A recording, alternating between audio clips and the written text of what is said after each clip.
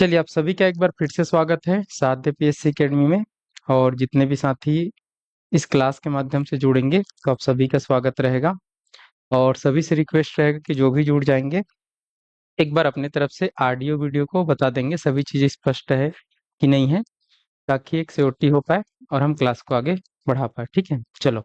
और जैसे कि आप सभी को पता है कि नया बैच स्टार्ट किया जा चुका है साध्य पीएससी एकेडमी के द्वारा, और इसी नए बैच में हम चर्चा करते हैं 1 से 2 बजे के बीच में यहाँ पर भारतीय संविधान के बारे में।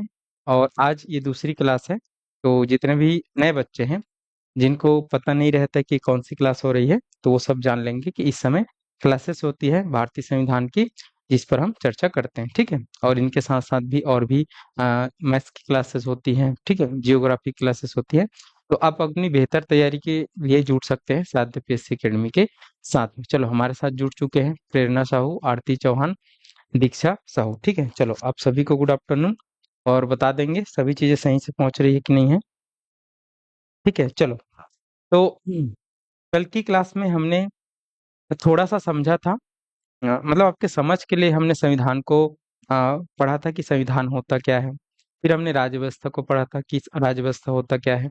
और इन सब चीजों पर हमने थोड़ा सा डिस्कस किया था आपके समझने के लिए। ठीक है, और आपको बेहतर तरीके से समझ आया होगा, मैं ऐसी उम्मीद करता हूँ। फिर उसके बाद हमने चालू किया था कि हमारा भारत का जो संविधान है वो बना कैसे, तो उनका एक संवैधानिक विकास क्रम हमने चालू किया था। और उस संवैधानिक विकास क्रम में हमने देखा था कि कैसे कंपनियां भारत में आती है और भारत में व्यापार करने के दृष्टिकोण से आती है, लेकिन धीरे धीरे करके यहाँ पर कंपनियों के बीच में एक वार छिड़ता है कि हम यहाँ पर कार्य करेंगे करके। और उसी वार के बीच में कंपनियां भारत के राजनीतिक मामलों पर भी हस्तक्षेप करना चालू कर देती है। और राजनीतिक मामलों पर हस्तक्षेप करके वो शुरुआत में कुछ कुछ राजाओं को हरा भी देती है, जिसमें से सिराजुद्दौला प्रमुख था, ब्रिटिश ईस्ट इंडिया कंपनी के द्वारा हराया गया था। और उसके बाद उन राजाओं के हारने से ब्रिटिश ईस्ट इंडिया कंपनी को भारत में धीरे धीरे अलग अलग क्षेत्रों पर अपना पैर जमाने के मौके मिल जाते हैं। और शुरुआत में उन्होंने बंगाल जीता, फिर बक्सर के युद्ध से दिल्ली और अवध के नवाब को अपने नियंत्रण में किया, फिर धीरे से मैसूर जीता, फिर मराठों को हराया, फिर सैयक संधि के द्वारा अगर हम देखें तो हैदराबाद है, ठीक है, त्रावणकोर है, इन सभी क्षेत्रों को उन्होंने अपने क्षेत्र में कर लिया, अपने नियंत्रण में कर लिया। तो कल हमने देखा था चार्टर एक्ट 1600 का, जो महारानी एलिजाबेथ ने दिया था, जिसको राजलेख के नाम से भी जाना जाता है, कि कंपनी को कैसे 15 वर्ष का व्यापारिक एकाधिकार प्राप्त हुआ था, कैसे 217 लोग के शेयर होल्डर की टीम ने इनको भेजा था। तो उन सब चीजों को हमने कल की क्लास में पढ़ा था। ठीक है, अब उसके बाद मैंने बताया था कि कंपनी ने धीरे धीरे प्लासी के युद्ध, बक्सर के युद्ध से भारत में शासन करना स्टार्ट कर दिया था। ठीक है, और जब भारत में शासन करना स्टार्ट कर दिया था तो शुरुआत में उन्होंने 3 प्रेसिडेंसियां बनाई थी। एक प्रेसिडेंसी शुरुआत में मद्रास को ही बनाया था, जिसको आज हम चेन्नई के नाम से जानते हैं। दूसरा बम्बई को बनाया है, जिसको आज हम मुंबई के नाम से जानते हैं। और तीसरा कलकत्ता। और आगे कलकत्ता पर जब उनका अधिकार हुआ बंगाल पर, तो कलकत्ता को राजधानी भी अंग्रेजों ने बनाया था। ठीक है, तो यहाँ तक हमने देखा था, यहाँ तक हमने समझा था चीजों को। तो आज हम देखते हैं कि जब कंपनी पूरी तरीके से भारत में शासन करने लगी, भारत को संभालने लगी, तो अब जो कंपनी है जब भारत में शासन करने लगी, तो कंपनी को 2 कार्य करने होते थे। एक, व्यापार जो पहले से वो करते थे उन व्यापार को करती ही रही। और दूसरा, अब भारत में उनको, भारत के जितने भी राज्य में उनका पूरी तरीके से कंट्रोल है, जहां पर वो संभालते हैं, तो वहां पर उनको वहां की जनता के लिए पूरी तरीके से कानून वानून भी बनाना है।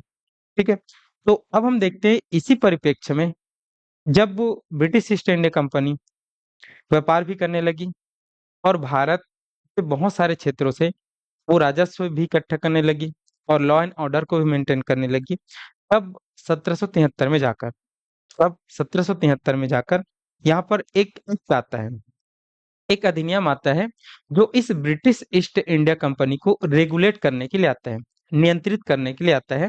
तो इसलिए इसको 1773 का रेगुलेटिंग एक्ट के नाम से जाना जाता है, जो पहली बार अब ब्रिटिश संसद के द्वारा ब्रिटिश ईस्ट इंडिया कंपनी को भारत में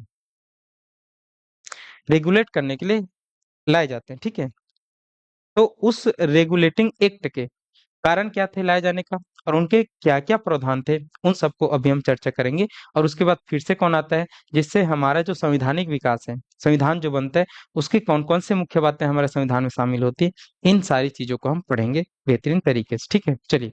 और भी बच्चे जुड़े हैं तो आप सभी का भी गुड आफ्टरनून। चलिए, दीक्षा साहू बोल रहे हैं, नोट्स कैसे बनाए सर? देखो, तो नोट्स मैं जो पढ़ा रहा हूँ ना, मैं लिखता हूँ, ठीक है, और लिखने के साथ साथ कुछ चीजें मैं भी लिखता हूँ, लेकिन कुछ चीजें नहीं लिखता हूँ।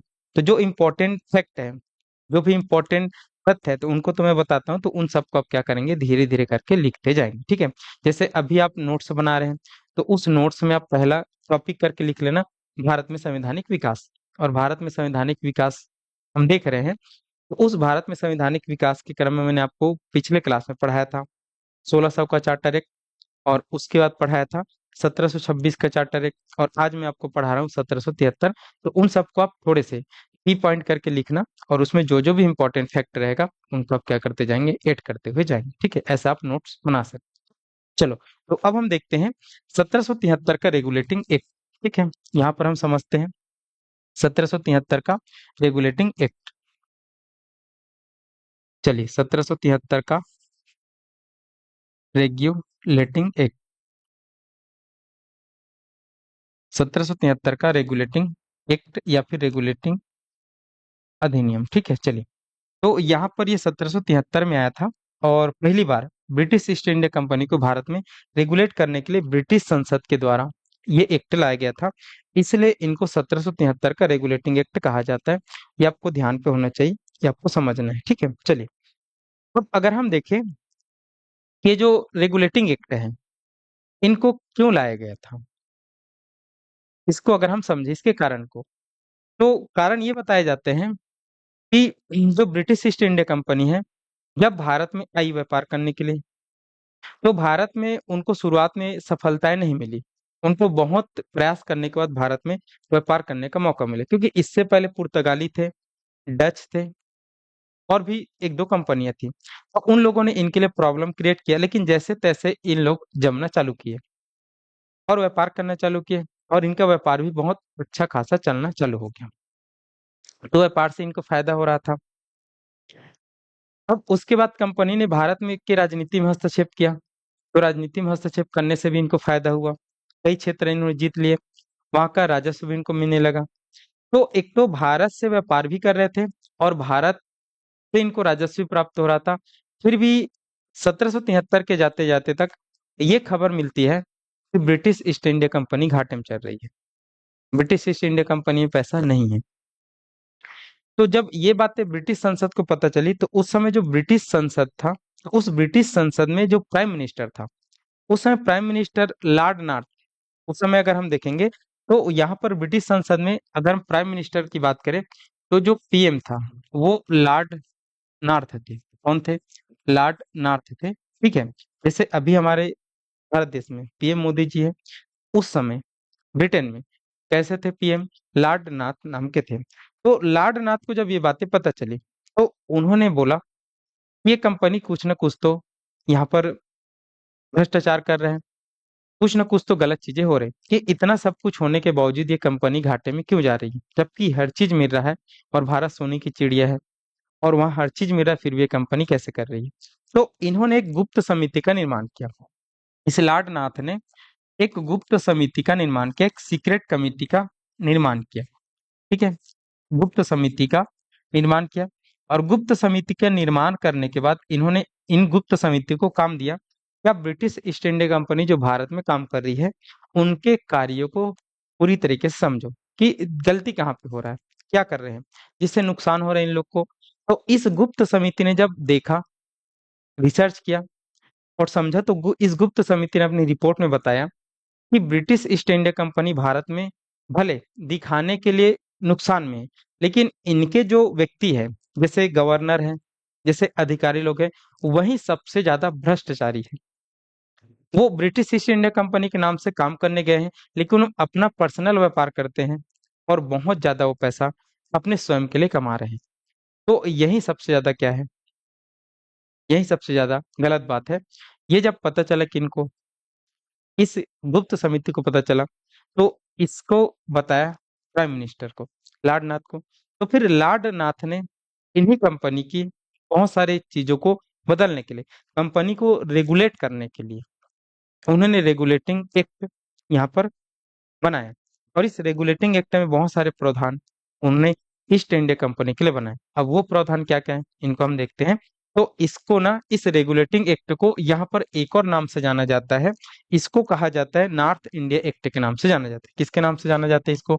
नॉर्थ इंडिया एक्ट के नाम से जाना जाता है, नॉर्थ इंडिया एक्ट। देखो, तो ये किस नाम से पड़ा? ये उस समय के ब्रिटिश प्राइम मिनिस्टर लॉर्ड नाथ के नाम से पड़ा। तो देखो क्वेश्चन कैसे आते हैं, जैसे आप बहुत सारे नए बच्चे हैं ना, तो इसी में ही एक दो क्वेश्चन पूछ ले जाते हैं।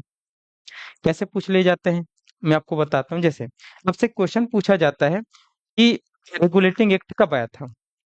1773 है। एकदम बच्चों वाला क्वेश्चन। अब ऐसे क्वेश्चन नहीं पूछे जाते हैं, लेकिन आप सभी अभी बच्चे ही हैं, तैयारी कर रहे हैं शुरुआत में। तो क्वेश्चन इसमें यही पूछा जाता है कि भारत में ब्रिटिश ईस्ट इंडिया कंपनी को रेगुलेट करने के लिए रेगुलेटिंग एक्ट कौन से वर्ष में आया था? 1773 में आया था। रेगुलेटिंग एक्ट को और इस नाम से जाना जाता है, तो उनको नॉर्थ इंडिया एक्ट के नाम से जाना जाता है। जब 1773 में भारत में रेगुलेटिंग एक्ट आया, तो उस समय ब्रिटेन के प्रधानमंत्री कौन थे? लॉर्ड नाथ थे। तो तीन क्वेश्चन तो यहीं से बन जाएंगे, ठीक है। लेकिन ये सब क्वेश्चन अब नहीं पूछा जाता, लेकिन क्वेश्चन कैसे पूछा जाता है, कैसे पूछा गया है, इनको हमको देखेंगे। जैसे एक क्वेश्चन और पूछा जाएगा कि 1773 के रेगुलेटिंग एक्ट के प्रमुख प्रावधान कौन कौन से थे। तो अभी हम प्रावधान पढ़ेंगे, और उस प्रावधान में भी आपके पास बहुत सारे क्वेश्चन निकल के आएंगे, तो उन पर हम चर्चा करेंगे, ठीक है। चलिए, और भी बच्चे जुड़ रहे हैं हमारे पास। जितेंद्र कश्यप, चांदनी सिन्हा। चलो, आप दोनों को भी गुड आफ्टरनून। जितेंद्र कश्यप पूछ रहे हैं, सर सीजी एसआई ग्रुप में बाकी सब्जेक्ट का क्लास नहीं हो रहा है क्या सर जी? चलिए, जितेंद्र कश्यप जी, अब इनके बारे में तो मेरे को पता नहीं है, क्योंकि हम लोग ना ग्रुप में नहीं जुड़े रहते हैं, ठीक है। ग्रुप में टेक्निकल टीम जुड़ी रहती है, जो आपको क्लास प्रोवाइड कराती है, ठीक है। तो मैं आपकी बात को मैं पहुंचा दूंगा टीम को, ठीक है, कि सीजीएसआई ग्रुप में बाकी सब्जेक्ट क्लास नहीं हो रहा है करके, ठीक है। तो आपको यहाँ पर बता देंगे, या फिर आप यहाँ पर हमारे जो संस्थान के नंबर है ना, उस नंबर पर कांटेक्ट करके पूछ लीजिएगा, ठीक है। चलो, और बाकी मैं बता दूंगा हमारे टीम को कि ऐसा ऐसा बच्चों का वो आ रहा है करके, ठीक है, क्वेरीज आ रहा है करके, तो आपके समस्या का समाधान करेंगे, ठीक है। चलो, आगे बढ़े। अब हम देखते हैं कि यहाँ पर जो रेगुलेटिंग एक्ट है, ये रेगुलेटिंग एक्ट क्यों आया, समझ आ गया कारण। अब हम समझते हैं कि इस रेगुलेटिंग एक्ट जो आया, इस रेगुलेटिंग एक्ट के प्रावधान क्या थे, इस रेगुलेटिंग एक्ट के प्रमुख चीजें क्या थी जो इस रेगुलेटिंग एक्ट में आया था, इनको हम जानते हैं। तो इस रेगुलेटिंग एक्ट के अगर हम प्रावधानों को समझे, इनको समझे, अगर हम प्रावधानों को समझे, तो इस रेगुलेटिंग एक्ट का जो प्रावधान था, एक प्रावधान इसमें ये था कि अब बंगाल के गवर्नर को बंगाल का गवर्नर जनरल बना दिया गया, ठीक है। बंगाल के गवर्नर को बंगाल का गवर्नर जनरल बना दिया गया। बंगाल के गवर्नर को बंगाल का गवर्नर जनरल बना दिया गया। बंगाल का गवर्नर जनरल बना दिया गया, ठीक है। बंगाल का गवर्नर जनरल बना दिया गया, ठीक है, बना दिया गया। ये हमको देखना है, ठीक है। देखो, जो अंग्रेज आए थे, शुरुआत में जब आए थे ना, तो यहाँ पर इनकी तीन मुख्य प्रेसिडेंसी हुआ करती थी, मतलब तीन मुख्य क्षेत्र हुआ करते थे। मैंने आपको कल भी बताया था कि तीन मुख्य क्षेत्रों में पहला वो जब आए थे, तो ये जो मद्रास, जिसको आज हम चेन्नई के नाम से जानते हैं, यहीं पर इन्होंने स्टेब्लिश किया अपनी पहला, हम देखेंगे तो किला बनाया। फिर जब इनको जो बम्बई है, जो मुंबई वाला क्षेत्र है, तो इन्होंने इनको डेवलप किया, ठीक है। फिर उसके बाद ये चले गए यहाँ पर कलकत्ता की तरफ, तो कलकत्ता को इन्होंने डेवलप किया। और फिर आगे चलकर इसी कलकत्ता वाला जो राज्य है बंगाल, इनको ये लोग जीत लेंगे। तो यहाँ पर तीन प्रेसिडेंसी, तीन क्षेत्र थे अंग्रेजों के पास, ठीक है। और इन तीनों क्षेत्रों में अलग अलग गवर्नर बैठते थे। मतलब जो बम्बई प्रेसिडेंसी, उसके अंतर्गत जितने भी क्षेत्र आते थे, तो उसमें जो नियम कानून है, वो बम्बई, क्या हो गया सर? चाबी इधर तो नहीं है सर।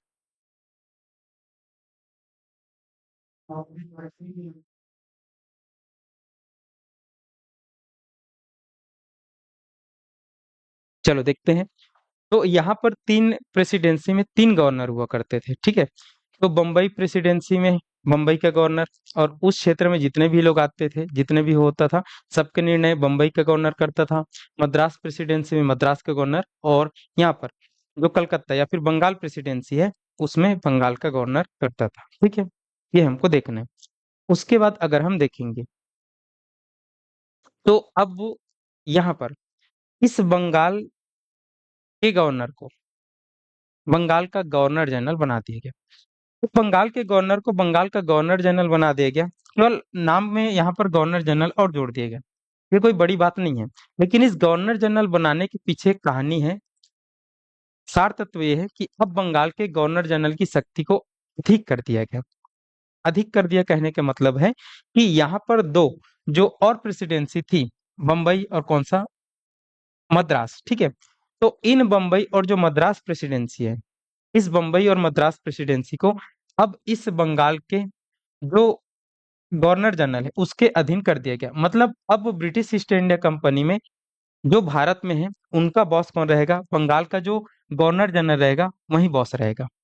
वही क्या रहेगा? बॉस रहेगा। मतलब अब बंगाल का जो गवर्नर जनरल है वो बम्बई और मद्रास के क्षेत्र के लिए भी पूरी तरीके से नियम कानून बनाएंगे। ये आपको समझना है। तो यहाँ पर अब केंद्रीकरण के तत्व को बढ़ा रहे हैं कि अब जो शक्ति है उसका केंद्रीकरण किया जा रहा है, एक व्यक्ति को दिया जा रहा है, और वही क्या है, पूरे बंगाल के गवर्नर जनरल के नाम से जाना जाता है। तो अब बंगाल के गवर्नर का नाम बंगाल का गवर्नर जनरल कर दिया गया, और मुंबई और जो मद्रास है उसके गवर्नर को बंगाल के गवर्नर जनरल के अधीन कर दिया गया। तो अब शक्तिशाली कौन हो गया? बंगाल का गवर्नर जनरल हो गया। ये आपको ध्यान रखना है। उसके बाद दूसरा दूसरा अगर हम प्रावधान देखें इस 1773 के रेगुलेटिंग एक्ट में, तो दूसरा जो प्रावधान है वो अब यहाँ पर जब इसको बंगाल का गवर्नर जनरल बना दिया गया तो इनकी शक्ति में वृद्धि कर दिया कि अब इनको मुंबई और मद्रास की भी प्रेसिडेंसी को भी संभालना है, उनको भी देखना है करके। तो अब जब इनको इनके शक्ति में विस्तार किया गया, तो ये तो अब एक अकेले व्यक्ति की बात नहीं है। तो फिर उनके लिए यहाँ पर इसी एक्ट के द्वारा एक गवर्नर जनरल की काउंसिल का निर्माण किया जाएगा। मतलब गवर्नर जनरल की परिषद का निर्माण किया जाएगा, और उसमें उस समय यहाँ पर 4 सदस्यीय परिषद बनाएगा। तो दूसरा पॉइंट लिखेंगे यहाँ पर गवर्नर जनरल की सहायता के लिए। ठीक है, गवर्नर जनरल के लिए गवर्नर जनरल के लिए परिषद का निर्माण किया गया। किनका निर्माण किया गया? परिषद, जिसको काउंसिल भी बोल सकते हैं। ठीक है, परिषद का निर्माण किया गया, और इसमें 4 सदस्य का एक टीम बनाया गया।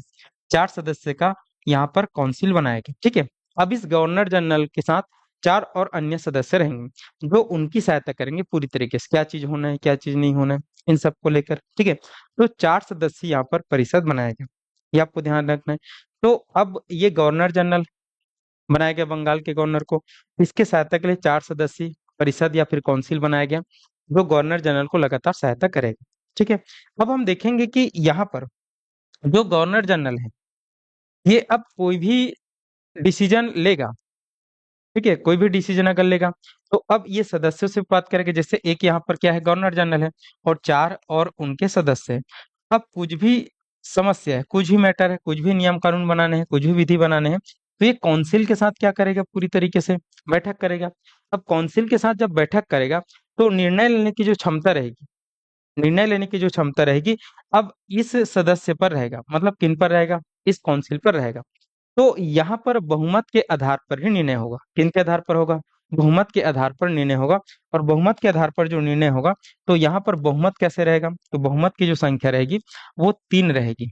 और यहाँ पर 3 अगर सदस्य राजी होते हैं किसी भी विषय पर कुछ भी करने के लिए, तब ये पास होगा। और यहाँ पर 3 सदस्यों को बहुमत रखा है। क्यों? क्योंकि 4 सदस्य है, अगर हम दो दो रखेंगे तो मैच टाई हो जाएगा, बराबर हो जाएगा ना भाई। तो यहाँ पर बहुमत रखा गया 3-1 का। ठीक है, कि 3 सदस्य अगर राजी होते हैं तभी उन पर कार्य होगा, अन्यथा नहीं होगा। अब आप बोलेंगे सर ये गवर्नर जनरल भी तो है, तो उनका क्या? तो गवर्नर जनरल को सामान्य बातों पर मतदान करने वाले का कोई भी अधिकार नहीं रहेगा। इनके पास रहेगी वीटो शक्ति।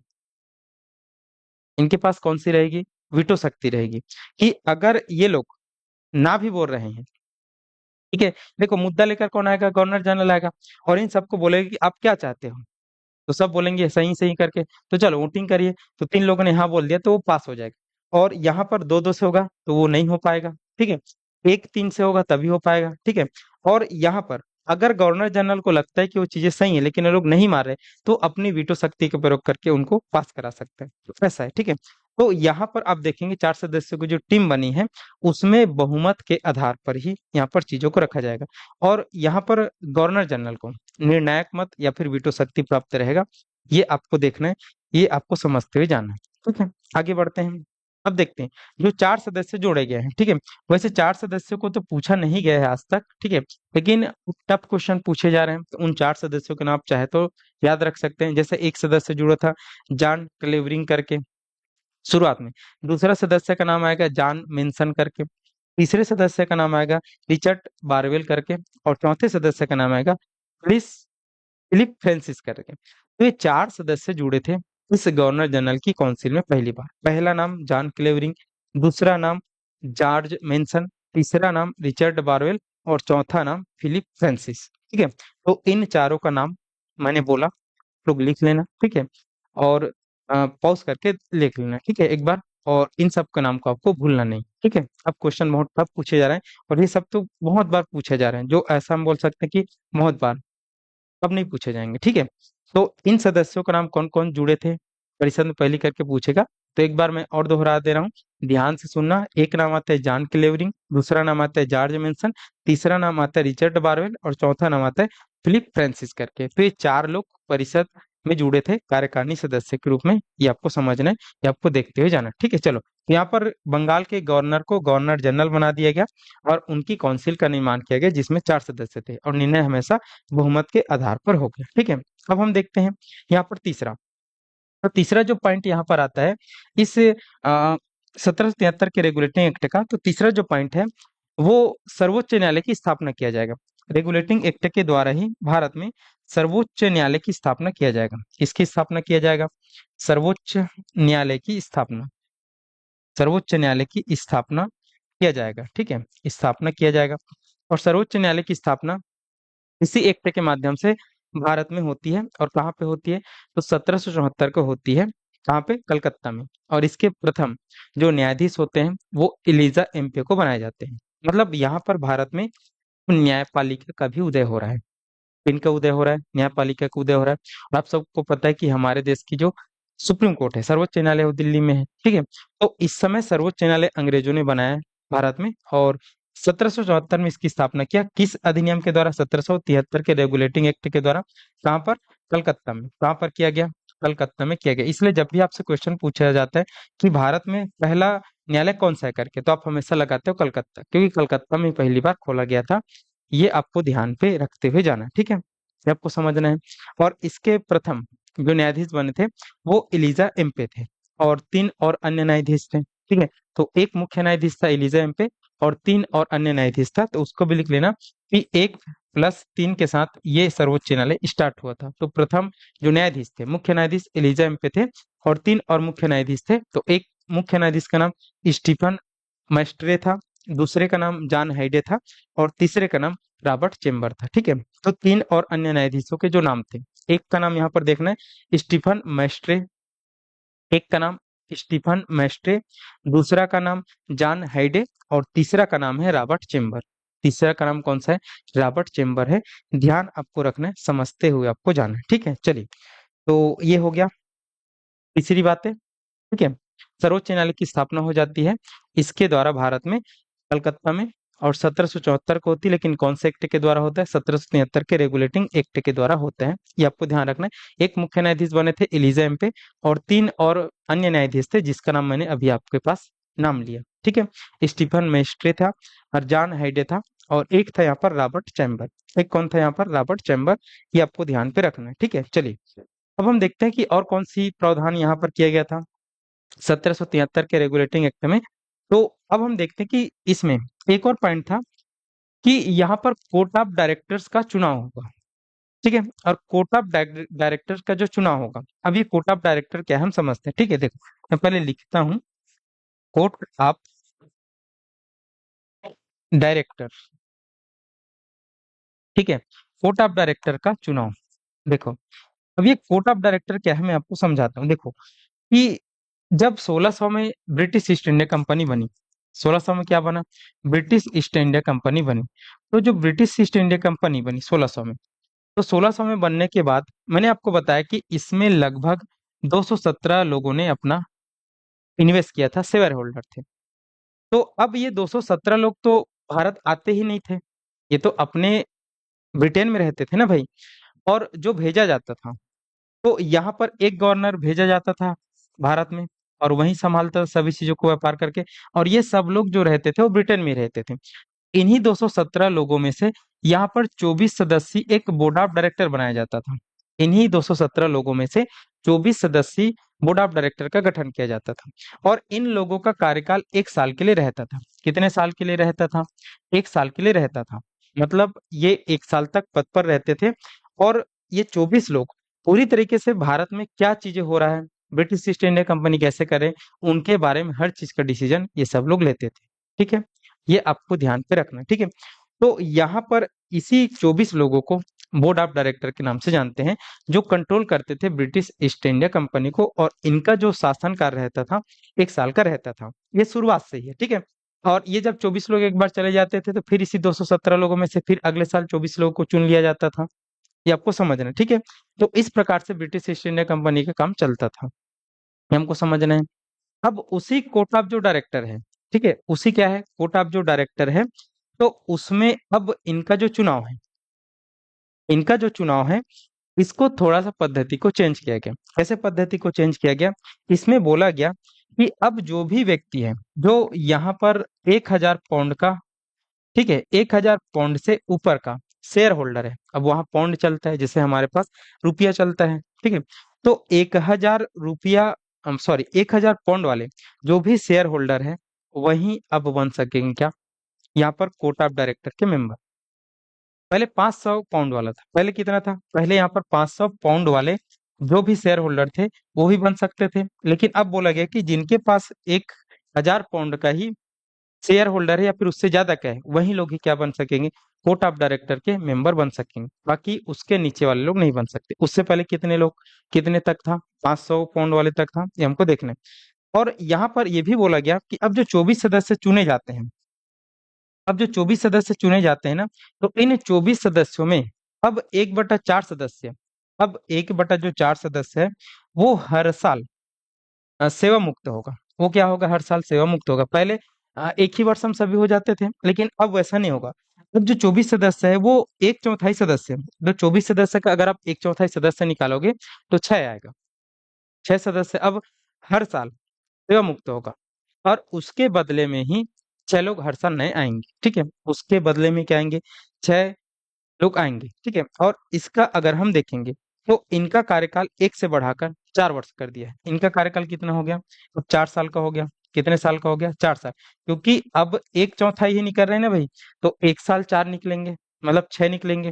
फिर दूसरे साल में 6 निकलेंगे, फिर तीसरे साल में 6 निकलेंगे, फिर चौथे साल में 6 निकलेंगे। तो 6 6 करके जब निकलेंगे तो एक सदस्य का कार्यकाल अब कितने साल का हो जाएगा, 4 साल का हो जाएगा।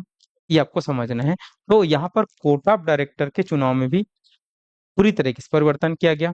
तो अब जिस मेंबर के पास, जिस शेयर होल्डर के पास 1000 पाउंड का या उससे ज्यादा का शेयर है, वही कोर्ट ऑफ डायरेक्टर के मेंबर बन सकेंगे। पहले 500 वाले तक भी बन जाते थे। और अब हर साल जो कोर्ट ऑफ डायरेक्टर के जो लोग हैं, उसमें से केवल एक चौथाई लोग ही मुक्त होंगे और वहीं जुड़ेंगे। और फिर सबका कार्यकाल कैसा रहेगा, 4 साल, जैसे राज्यसभा का रहता है वैसे ही। ऐसा इन लोगों ने कर दिया। ठीक है, और साथ ही साथ एक और चीज है कि अब यहाँ पर जो भी कंपनी के लोग हैं, वो अपना निजी व्यापार नहीं कर पाएंगे। वो क्या नहीं कर पाएंगे, अपना निजी व्यापार नहीं कर पाएंगे। उनको निजी व्यापार अगर करना है तो यहाँ पर पूरी तरीके से उनको अनुमति लेना पड़ेगा, ताकि भ्रष्टाचार ना हो सके। ये आपको समझना है, ये आपको देखना है। ठीक है, चलो, तो इतना जो चीज है वो रेगुलेटिंग एक्ट में आता है। रेगुलेटिंग एक्ट के द्वारा कंपनी को रेगुलेट किया गया। ठीक है, चलो, तो क्या क्या क्वेश्चन मैं आपको पढ़ लेता हूँ। सर कल का पीडीएफ नहीं आया है। किसका पीडीएफ, इसका, मतलब इसका पीडीएफ चाहिए क्या आप लोग को? अगर चाहिए तो फिर बोल दिया जाएगा, आपको भेज देंगे। ठीक है, सर सीक्वेंस से याद करना रहेगा, नेम को नहीं, सीक्वेंस से याद नहीं करना, इसको भी आप सीक्वेंस से याद नहीं करना है। ठीक है, आपको जैसे तैसे याद हो जाए वही बहुत है, ठीक है। सीक्वेंस ऐसा कुछ याद नहीं करना है, जो इंपॉर्टेंट चीजें हो उसी को याद करना है, ठीक है। चलो, तो यहाँ तक आप सभी लोग को समझ आया कि नहीं आया, एक बार बताएंगे, फिर मैं अब आपको बताता हूँ कि क्वेश्चन कैसे पूछे जाते हैं, क्वेश्चन कैसे आते हैं, ठीक है। चलिए जल्दी से बताएंगे, यहाँ तक क्लियर है कि आप सभी को, फिर कुछ डाउट है, फिर हम चर्चा करेंगे क्वेश्चन कैसे आते हैं, कैसे पूछे जाते हैं, उसके बारे में देखेंगे।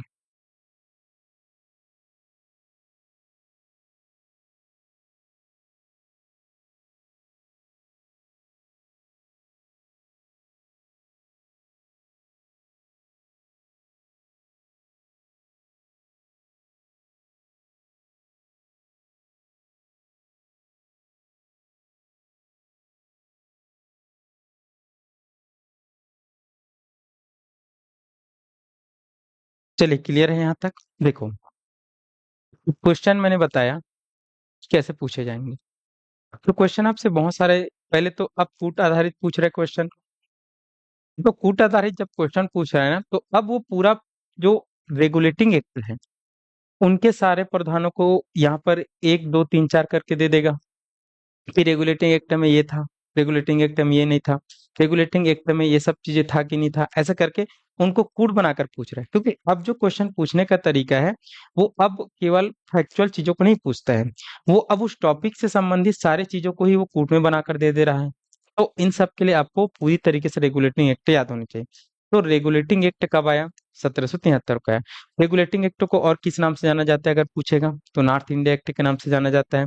अब रेगुलेटिंग एक्ट के प्रमुख प्रधान, जैसे आपसे क्वेश्चन पूछा जाएगा कि बंगाल के गवर्नर को, बंगाल का गवर्नर जनरल किस एक्ट के द्वारा बनाया गया, तो आपको बताना है रेगुलेटिंग एक्ट के द्वारा, या फिर किस एक्ट के बाद हम बंगाल के गवर्नर को बंगाल का गवर्नर जनरल कहना चालू किए, तो वो कौन सा एक्ट है? Regulating act.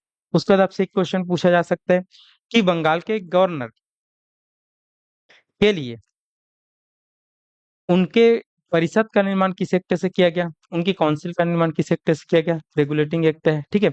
सर्वोच्च न्यायालय की स्थापना भारत में किस एक्ट के द्वारा होती है? सर्वोच्च न्यायालय की स्थापना कब होती है? 1774 में होती है। कहाँ पे होती है? कलकत्ता में होती है। जब 1773 के रेगुलेटिंग एक्ट के द्वारा सर्वोच्च न्यायालय बनाया गया, तो उसमें सदस्यों की संख्या कितनी थी, ये भी पूछा जा सकता है। तो एक मुख्य न्यायाधीश था, तीन अन्य न्यायाधीश था, ये आपको बताना है, ठीक है। और कोर्ट ऑफ डायरेक्टर के चुनाव को रेगुलेटिंग एक्ट में कैसा किया गया, ये भी आपसे क्वेश्चन पूछा जाएगा। और निजी व्यापार को कैसे, किस एक्ट के द्वारा रोका गया था ब्रिटिश ईस्ट इंडिया कंपनी का, वो भी आपको बताना रहेगा। तो ऐसे क्वेश्चन को घुमा घुमा के पूरी तरीके से पूछा जाता है, ठीक है। तो इसके लिए आपको तैयारी करना है, और तैयारी का बेस्ट वो है कि आप एक बार टॉपिक को पढ़िए, याद करिए क्या क्या प्रावधान है, ठीक है। और उसके बाद आप एमसीक्यू लगाइए। एमसीक्यू लगाने के लिए आप टॉपिक लिख दीजिए गूगल में, 1773 के रेगुलेटिंग एक्ट से संबंधित क्वेश्चन करके, बहुत सारे आपके पास क्वेश्चन आएगा और आपने पढ़ा है तो आप इसका आंसर करते जाइए, फिर वो पूरी तरीके से आपके दिमाग में हमेशा के लिए छप जाएगा और वो याद हो जाएगा, ठीक है। तो बेस्ट तरीका ये है, ऐसा करके देखिएगा, ठीक है। चलो, तो यहाँ तक किसी को अब कुछ डाउट है, कुछ दिक्कत है तो जल्दी से बता दें, ठीक है। देखो, अब ये तो हम पढ़ रहे हैं संवैधानिक विकास, ठीक है। तो अब संवैधानिक विकास जब हम पढ़ रहे हैं तो हमारे संविधान में इन सब रेगुलेटिंग एक्ट और जो भी हम आगे पढ़ेंगे उससे क्या चीज का विकास हो रहा है। तो देखो क्या चीज का विकास हो रहा है यहाँ पर हमको समझना है कि एक तो अगर हम देखें तो जब यहाँ पर बंगाल के गवर्नर जनरल के लिए एक काउंसिल का निर्माण किया गया, एक परिषद का निर्माण किया गया, तो इस परिषद के निर्माण से हमको उदय होता दिख रहा है कार्यपालिका का, इनका उदय होते हुए हमको दिख रहा है। तो कार्यपालिका का उदय होते दिख रहा है। कार्यपालिका क्या है? जिसको एग्जीक्यूटिव बोला जाता है। तो आप जब देखेंगे सरकार के जो तीन अंग होते हैं, उसमें से पहला जो अंग होता है, पहला जो भाग होता है, वो विधायिका कहलाती है, लेजिस्लेचर, जो कानून बनाने का कार्य करती है, जिसको हम संसद बोलते हैं। भारत में कानून संसद बनाती है, तो विधायिका है। दूसरा, उन्हीं बने कानून पर कार्य करती कार्यपालिका, जिसको हम मंत्री परिषद या फिर मंत्रिमंडल बोलते हैं।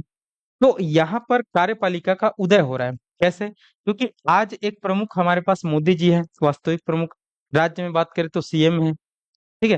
लेकिन उनकी सहायता के लिए मंत्रिमंडल रहता है कि नहीं रहता है, और अन्य मंत्री रहते हैं कि नहीं रहते हैं। तो यहाँ पर गवर्नर जनरल पूरे हेड है भारत का, बना दिया गया है। अब उनकी सहायता के लिए यहाँ पर परिषद बनाया जा रहा है, तो एक कार्यपालिका का डेवलपमेंट हो रहा है, और यही कार्यपालिका हमको भारत के संविधान में दिखेगा। ठीक है, एक चीज समझ आ गया। उसके बाद अगर हम देखेंगे तो यहाँ पर सर्वोच्च न्यायालय का गठन किया गया, सर्वोच्च न्यायालय की स्थापना किया गया। तो भारत में न्यायपालिका का उदय हो रहा है। भारत में किसका उदय हो रहा है? न्यायपालिका का उदय हो रहा है। और आप देखेंगे कि सरकार के जो तीसरा भाग है, तीसरा जो अंग है, वो न्यायपालिका ही है। न्यायपालिका पूरी तरीके से संविधान की रक्षा भी करती है और बहुत सारे जो डिफिकल्ट डिफिकल्ट जो आपके केसेस होते हैं उनको भी सुलझाती है, केंद्र राज्य संबंध को भी सुलझाती है। तो यहाँ पर न्यायपालिका का उदय हो रहा है। और न्यायपालिका कैसे काम करती है समझाने की उतनी ज्यादा जरूरत है नहीं, ठीक है। तो बहुत महत्वपूर्ण है हमारे लिए न्यायपालिका। तो इस एक्ट से यहाँ पर कार्यपालिका और न्यायपालिका का उदय हो रहा है और ये हमारे संवैधानिक विकास में ये गति दे रहा है, ठीक है। इतना आपको समझना है। चलो आगे बढ़ते हैं और देखते हैं नेक्स्ट, ठीक है। चलिए, तो नेक्स्ट अब हम देखते हैं यहाँ पर अगला।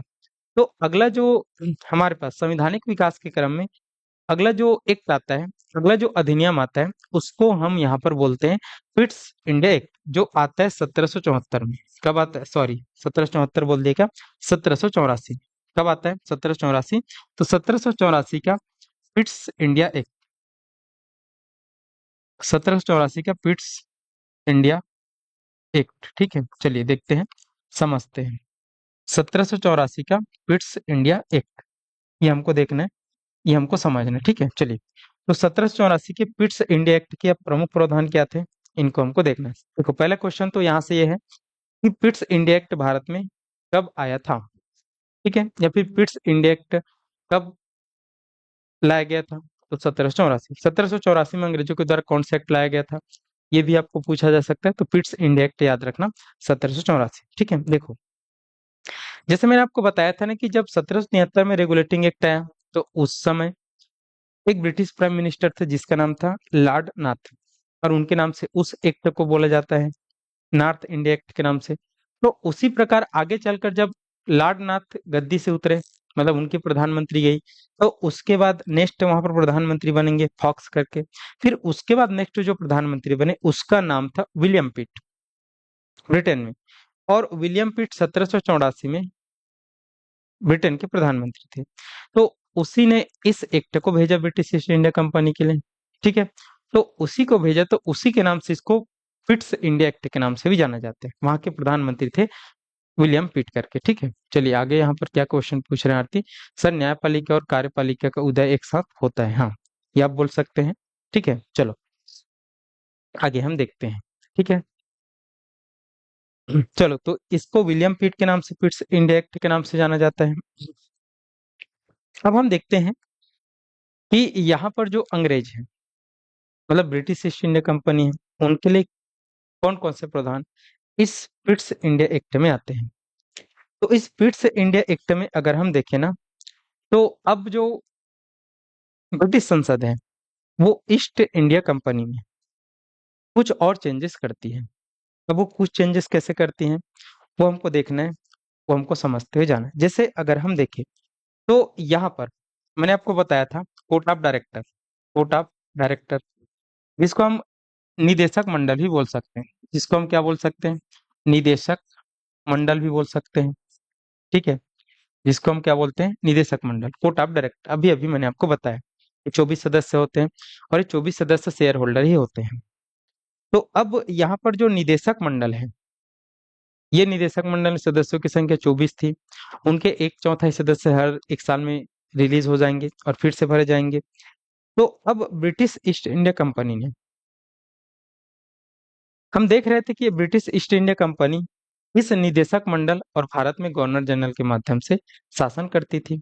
ये ब्रिटेन में बैठे होते थे और भारत में गवर्नर जनरल प्रमुख हुआ करता था। तो अब यहाँ पर ये देखा गया ब्रिटिश संसद के द्वारा कि जो कोर्ट ऑफ डायरेक्टर है और जो गवर्नर जनरल है, वो दोनों काम को एक साथ कर रहे हैं। कौन से दोनों काम को एक साथ कर रहे हैं? देखो, ब्रिटिश ईस्ट इंडिया कंपनी जब से भारत में आई है, तो शुरुआत में तो वो व्यापार करने के लिए आई थी, व्यापार किया करती थी। लेकिन धीरे धीरे उन्होंने भारत की राजनीति में इंटरफेयर किया और अब वो भारत में शासन भी कर रही है। भारत में क्या कर रही है? वो शासन भी संभाल रही है, बहुत सारे राज्यों को जीत चुकी है और वहां पर शासन संभालने का भी कार्य कर रही है। तो दो कार्य कर रही है और दोनों कार्य बहुत ज्यादा क्या कर रहे हैं, बहुत ज्यादा कठिन है ना भाई। आप राजनीति भी कर रहे हो और आप व्यापार भी कर रहे हो। तो यहाँ पर इस एक्ट के द्वारा ये बोला गया कि ये दोनों कार्य एक साथ करने से बहुत बर्डन है। तो अब एक और उन्होंने बोर्ड बनाया। इस एक्ट के द्वारा ब्रिटिश ईस्ट इंडिया कंपनी के लिए एक नया और बोर्ड बनाया, एक नए बोर्ड का गठन किया गया, और उस बोर्ड को बोला जाता है बोर्ड ऑफ कंट्रोल, जिसको नियंत्रक मंडल के नाम से जाना जाता है। ठीक है, एक बोर्ड ऑफ कंट्रोल की स्थापना की है। चलो लिखते हैं इसमें, बोर्ड ऑफ कंट्रोल की स्थापना। एक बोर्ड ऑफ कंट्रोल की स्थापना। ठीक है, एक बोर्ड ऑफ कंट्रोल की स्थापना किया गया। ठीक है, एक बोर्ड ऑफ कंट्रोल की स्थापना किया, जिसको आप नियंत्रक मंडल बोल सकते हो। ठीक है, नियंत्रक मंडल, ठीक है, वो निदेशक मंडल है। अब इस बोर्ड ऑफ कंट्रोल की स्थापना किया गया, और इस बोर्ड ऑफ निदेशक मंडल, एक मिनट।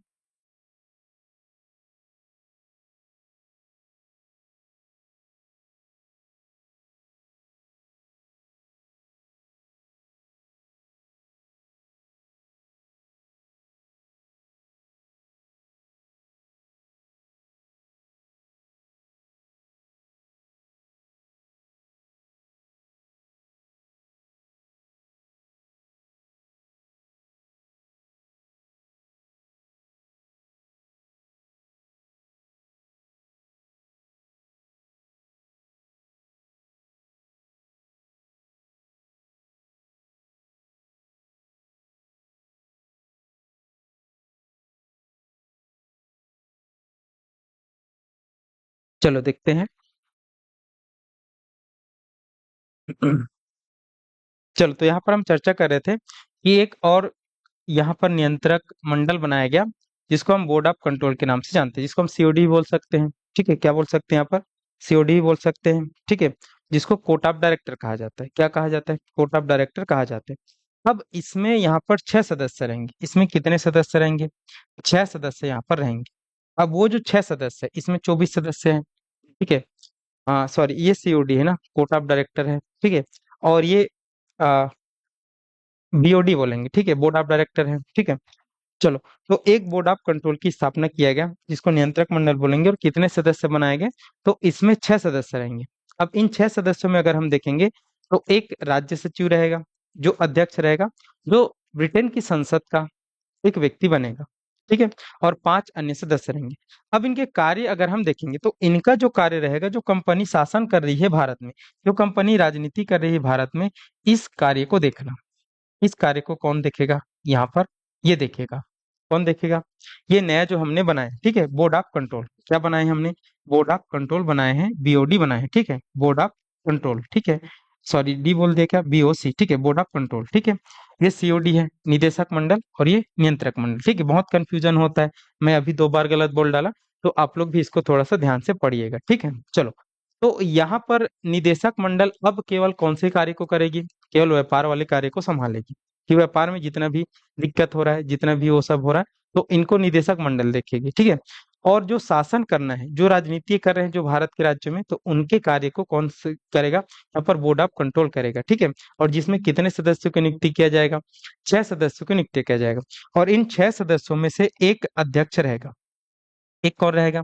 एक अध्यक्ष रहेगा, और 5 और अन्य सदस्य रहेंगे। ठीक है, एक जो अध्यक्ष रहेगा, वो ब्रिटिश पार्लियामेंट से रहेगा, मतलब वो ब्रिटेन की संसद से रहेगा। कहाँ से रहेगा? ब्रिटेन की संसद का वो मेंबर रहेगा। तो यहाँ पर पूरी तरीके से अब जो ब्रिटिश संसद है, उन्होंने ब्रिटिश ईस्ट इंडिया कंपनी पर और नियंत्रण कर लिया। क्यों? क्योंकि यहाँ पर पता नहीं चल रहा था कि उनको व्यापार कैसा चल रहा है और शासन कैसे चल रहा है। तो अब व्यापार को संभालने के लिए एक अलग बोर्ड है, और शासन को संभालने के लिए एक अलग बोर्ड है, और उसमें भी यहाँ पर ब्रिटिश संसद का एक अध्यक्ष यहाँ यहाँ पर बन रहा है। तो ब्रिटिश संसद का एक अध्यक्ष यहाँ पर बन रहा है, तो वहां पर ब्रिटिश जो भी सरकार है, उनका ही मेंबर बनेगा। तो उनका ही जब मेंबर बनेगा, तो इनको पता रहेगा कि ब्रिटिश ईस्ट इंडिया कंपनी के भारत में क्या हो रहा है, कहाँ टाइम जा रहा है, नहीं जा रहा है, बहुत मुनाफा आ रहा है। तो यहाँ पर नियंत्रण और भी कड़ा हो रहा है इस पिट्स इंडिया एक्ट के द्वारा। इनका ब्रिटिश ईस्ट इंडिया कंपनी पर ब्रिटेन की संसद का। तो ये बात है। ठीक है, ये आपको देखना है। अब उसके बाद और क्या चीज होता है इस 1700 जो 84 का पिट्स इंडिया एक्ट है, तो उसके बाद अगर हम देखेंगे, तो अब जो ब्रिटिश ईस्ट इंडिया कंपनी है, वो भारत में शासन भी कर रही है और व्यापार भी कर रही है। तो अब यहीं पर अगर हम देखेंगे तो दो संस्था है। ये संस्था काम करेगी इनका नियंत्रण का, राजनीतिक नियंत्रण का। ये संस्था काम करेगी व्यापार का। ये आपको समझना है। ठीक है, इतना चीजें हो गया। अब और कौन कौन से प्रावधान है, तो यहाँ पर अभी अभी जस्ट हमने देखा था 1773 में कि गवर्नर को हम गवर्नर जनरल बोलना चालू किए थे बंगाल के। उनके सहायता के लिए हमने एक परिषद बनाया था और उस परिषद में हमने 4 सदस्यों की नियुक्ति किया था। और कुछ भी होगा तो वो बहुमत के आधार पर ही वो होगा। तो अब गवर्नर जनरल की जो परिषद है उसकी सदस्य संख्या को यहाँ पर घटा दिया गया। तो यहाँ पर लिखना गवर्नर जनरल की सदस्य संख्या को घटा दिया गया। ठीक है, गवर्नर जनरल की सदस्य संख्या को घटा दिया, गवर्नर जनरल की सदस्य संख्या को घटा दिया। और घटा दिया तो कैसा किया, तो यहाँ पर 4 था गवर्नर जनरल की सदस्य संख्या परिषद में, 4 था। तो 4 से घटाकर इनको 3 कर दिया गया। तो आपसे क्वेश्चन बहुत ज्यादा पूछा जाता है कि किस एक्ट के द्वारा गवर्नर जनरल के काउंसिल के सदस्यों की संख्या कम कर दी गई या फिर 4 से घटाकर 3 कर दी गई। तो वो किया गया था पिट्स इंडिया एक्ट के द्वारा। ठीक है, और ये भी पूछा जाता है कि किस एक्ट के द्वारा गवर्नर जनरल की काउंसिल का निर्माण किया गया था। तो उसमें आपको बताना 1773 का रेगुलेटिंग एक्ट है। लेकिन उसके काउंसिल के सदस्यों की संख्या 4 से घटाकर 3 भी कर दिया गया जस्ट अगले ही जब आया अधिनियम। उसमें वो कौन सा है, 1784 का पिट्स इंडिया एक्ट है। ये बात बिल्कुल ध्यान रखना, बहुत बार इसमें आपको फंसाता है। ठीक है, उसके बाद अगर हम जाएंगे तो अब अगर हम देखेंगे तो हमने देखा कि इसके जस्ट जो 1773 का रेगुलेटिंग एक्ट आया था उसमें केंद्रीकरण किया गया था। शक्तियों को एक ही जगह पर केंद्रीकृत कर दिया गया था। बंगाल के गवर्नर के हाथों में सौंप दिया गया था, जिसको हम बंगाल के गवर्नर जनरल बोलते हैं। और जो बम्बई है और जो एक मद्रास वाले हैं उनके गवर्नर को उसके अधीन कर दिया गया था। ठीक है, लेकिन अब यहाँ पर जो प्रांतीय गवर्नर है कहाँ, बम्बई और मद्रास में। ठीक है, तो उनके लिए भी परिषद बनाया गया। ठीक है, तो ये चीज भी आपको ध्यान रखना है, प्रांतीय गवर्नरों के लिए भी परिषद का निर्माण किया गया। इसका प्रांतीय गवर्नरों के लिए, प्रांतीय गवर्नरों के लिए परिषद का निर्माण किया गया। ठीक है, परिषद का निर्माण। तो प्रांतीय जो गवर्नर है, ठीक है, उनको भी सहायता के लिए भी परिषद का निर्माण किया गया। और उसकी सदस्य संख्या कितना रखा गया, 3 रखा गया। तो 3 सदस्यीय परिषद का निर्माण किया गया। अब देखो आपसे यहाँ पर एक क्वेश्चन पूछा जाता है कि किस एक्ट के द्वारा प्रांतीय गवर्नरों के लिए भी परिषद का निर्माण किया गया। तो यहाँ पर 3 जो परिषद का निर्माण किया गया उनका नाम है, 3 सदस्यीय परिषद का निर्माण जो किया गया वो प्रांतीय गवर्नरों के लिए किया गया। और 2 प्रांत और थे इनके पास, बंगाल के अलावा मद्रास था जो शुरुआत था इनका, और बंबई था। ठीक है, तो यहाँ भी गवर्नर बैठते हैं तो उनके लिए भी परिषद का निर्माण किया गया। ठीक है, चलो यहाँ पर क्या पूछ रहे हैं दीक्षा साहू, एक और बार बताया सर, बीओडी को करके देखो। मैंने आपको 2 संस्था बताया। ठीक है, 2 संस्था कौन सा बताया, ये तो शुरुआत से ही बना है, जब से कंपनी बनी है तब से बना है 1600 से। ठीक है, जिसको हम निदेशक मंडल बोलते हैं, जिसमें 24 सदस्य हुआ करते थे। ठीक है, तो अब इनका बर्डन बढ़ गया है आगे चलकर, जब इन्होंने भारत में शासन भी करना चालू किया, राजनीति भी करना चालू किया। तो इनके बर्डन को कम करने के लिए एक नई संस्था बना रहे हैं 1784 में। और वो संस्था कौन सी है, बोर्ड ऑफ कंट्रोल बोलते हैं यहाँ पर, बोर्ड ऑफ कंट्रोल के नाम से जानते हैं, जिसको हिंदी में हम नियंत्रक मंडल बोल सकते हैं। ठीक है, अब इसमें 6 सदस्य की नियुक्ति किया गया। कितने सदस्य की नियुक्ति किया गया, 6 सदस्य की। अब 6 सदस्य की नियुक्ति किया गया तो एक इसमें अध्यक्ष होगा और 5 अन्य सदस्य होगा। तो एक जो अध्यक्ष होगा ना वो ब्रिटिश पार्लियामेंट का मेंबर होगा। ब्रिटिश पार्लियामेंट मतलब ब्रिटेन की जो संसद है उसका वो सदस्य होगा। ठीक है, अगर आपको समझ नहीं आ रहा होगा तो एक इस माध्यम से समझिए कि जैसे हम भारत के लोग हैं और मान लो जब भारत के कुछ लोग कंपनी बनाते हैं। ठीक है, एक कंपनी बनाते हैं। ठीक है, अब एक वो कंपनी बनाते हैं और उसमें लगभग 100 लोगों ने अपना पैसा लगाया। कितने लोगों ने पैसा लगाया, 100 लोगों ने पैसा लगाया। और बोला कि जितना भी घाटा होगा हम ही वहन करेंगे और जितना भी मुनाफा होगा हम ही करेंगे। और इन लोगों ने बोला कि अब हम एक कंपनी बनाए हैं, व्यापार करेंगे कुछ चीजों का, एक्स वाई जेड हमारे पास वस्तु है और हम जा रहे हैं यहाँ पर एक देश, चलो एक देश हम लिख देते हैं कनाडा। ठीक है, अब कनाडा हम जाएंगे। तो इन्होंने भारत सरकार से क्या लिया, परमिशन लिया कि हम जा रहे हैं भाई, हम से परमिशन ले रहे हैं, कुछ भी होगा तो आप देख लेना। और उसके बदले में हम आपको टैक्स देंगे। हम जो भी कमाएंगे पैसा तो भारत ही आएगा ना भाई, तो उसके बदले हमको टैक्स मिलेगा। तो भारत सरकार ने बोला ठीक है हमको टैक्स मिलेगा, आप काम करेंगे और आपके टैक्स, आपके कमाए हुए पैसे से हमको टैक्स मिलेगा, तो हमको तो अच्छी बात है, ये बोला गया। अब ये कंपनी चली गई कहाँ पर, कनाडा, और कनाडा में जाकर बहुत ज्यादा अच्छी तरीके से काम करने लगी, करोड़ों अरबों खरबों कमाना चालू करी। अब अरबों खरबों जब इन्होंने कमाना चालू किया, तो उस बारे में जब भारत सरकार को पता चला, तो भारत सरकार को अब लगा कि इस कंपनी को खरीद लेना चाहिए, इस कंपनी को सरकारी कंपनी बना देना चाहिए, बना सकती है, ठीक है। तो यहाँ पर अब भारत की जो संसद है, भारत की क्या है, संसद है, तो भारत की संसद में जो लोग हैं, जो मंत्री हैं, जो प्रधानमंत्री हैं, उन्होंने बोला कि अब इस कंपनी बहुत ज्यादा पैसा कमा रही है वहां पे जाकर। अब बहुत ज्यादा जब पैसा कमा रही है और उन लोगों ने उस क्षेत्र को भी जीत लिया है, तो अब इस कंपनी को हम रेगुलेट करते हैं, नियंत्रित करते हैं, क्योंकि भाई ये तो हमसे परमिशन लेकर गए हैं और हम भी इनको सहायता कर रहे हैं। तो अब भारत की संसद ने उस कंपनी को रेगुलेट करने के लिए बहुत सारे नियम कानून अपने तरफ से भेज दिए, जैसे 1773 में आया, ठीक है। फिर उसके बाद 1784 में अगर हम देखें तो भारत सरकार ने एक बार फिर से बोल दिया कि अब आप लोग जो शुरुआत में जो गए हो वही लोग केवल अब व्यापार का कार्य करो, और जो राजनीतिक कार्य है उसके लिए हम अपनी तरफ से एक और टीम बना रहे हैं, और उस टीम में हमारे मंत्री रहेंगे, एक अध्यक्ष रहेगा और वो देखने कार्य करेगा। तो यहाँ पर कंट्रोल हो रहा है संसद का इस पर, उस कंपनी पर। तो ये वैसी वाली बात है, ये आपको समझ में अब आया होगा, एक बार बताएंगे और नहीं आया होगा तो फिर से बताएंगे, ठीक है। तो ये आपको देखना है, तो यहाँ पर कंट्रोल करने के लिए तो लाया जा रहा है सभी इसको फैक्टर को, ठीक है। चलिए आगे बढ़ते हैं, ठीक है। चलो हम कहाँ पर थे, एक बार बताएंगे ना, जो भी पूछे थे बच्चे, समझ आया होगा तो आगे करके, नहीं आया होगा तो और बता दीजिए करके, ठीक है, और बता दीजिएगा सरल तरीके से, बट मैं उम्मीद करता हूँ वो आपको समझ आ गया हो, ठीक है। चलिए, तो प्रांतीय गवर्नरों के लिए भी परिषद का निर्माण किया गया, कितने सदस्य, 3 सदस्य, और 2 ही प्रांत और बचे थे, मद्रास और कहाँ पे, बम्बई, ठीक है। ये आपको देखना है, ठीक है।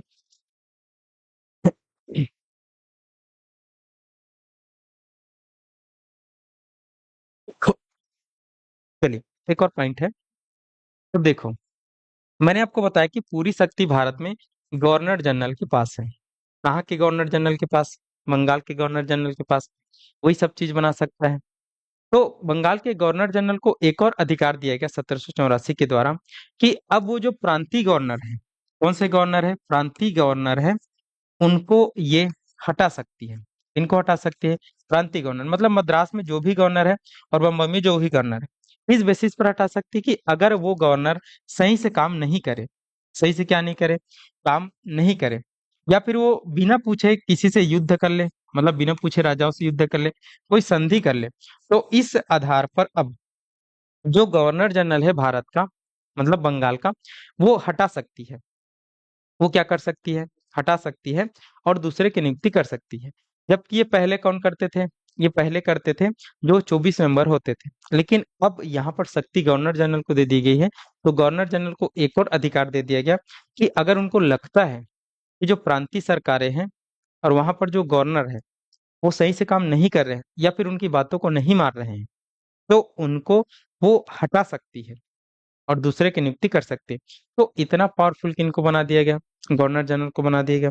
ये भी आपको ध्यान रखना है, ये भी आपको समझते हुए जाना है, ठीक है। चलो, अब उनके बाद अगर हम देखेंगे तो इतना चीज इंपॉर्टेंट है 1784 के इस पिट्स इंडिया एक्ट में, ठीक है। चलो, तो 1784 के पिट्स इंडिया एक्ट के द्वारा यहाँ पर अगर हम देखें तो सबसे ज्यादा महत्वपूर्ण जो चीज है वो पूछा जाता है कि एक नए बोर्ड ऑफ कंट्रोल जैसी एक समिति का गठन किया गया जो शासन को संभालेगी।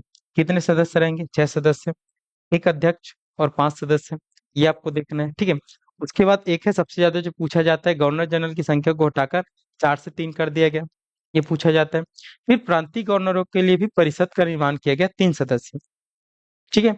और प्रांतीय गवर्नरों को यहाँ पर हटाने का अधिकार भी किनको दे दिया गया, गवर्नर जनरल को दे दिया गया, कि अगर वो सही काम नहीं करे, बिना पूछे युद्ध कर ले और बिना पूछे संधि कर ले, तो उनको ही हटा सकती है। इतना आपको समझना है, इतना आपको देखते हुए जाना, ठीक है। चलिए, तो ये चीज इंपॉर्टेंट है और इनको आपको देखना है, ठीक। चलो, तो आज की क्लास उम्मीद करता हूँ आप सबको समझ आया होगा, और ठीक लगा होगा, ठीक है। और किसी को अभी तक कुछ भी डाउट है तो एक बार पूछ सकते हैं कि सर हमको यहाँ पर डाउट है। तो आप लोग अभी धीरे धीरे हम जा रहे हैं थोड़ा सा, ठीक है, पहला दूसरा क्लास है। और फिर उसके बाद थोड़ा सा और स्पीड पढ़ेंगे, और इन सब चीजों में बहुत ज्यादा फैक्ट आएंगे, बहुत ज्यादा तथ्य आएंगे, ठीक है। और आगे चलकर आप देखोगे ना, जब हम भारत में संविधान सभा का निर्माण होगा तो पूरा हौच पौच होगा।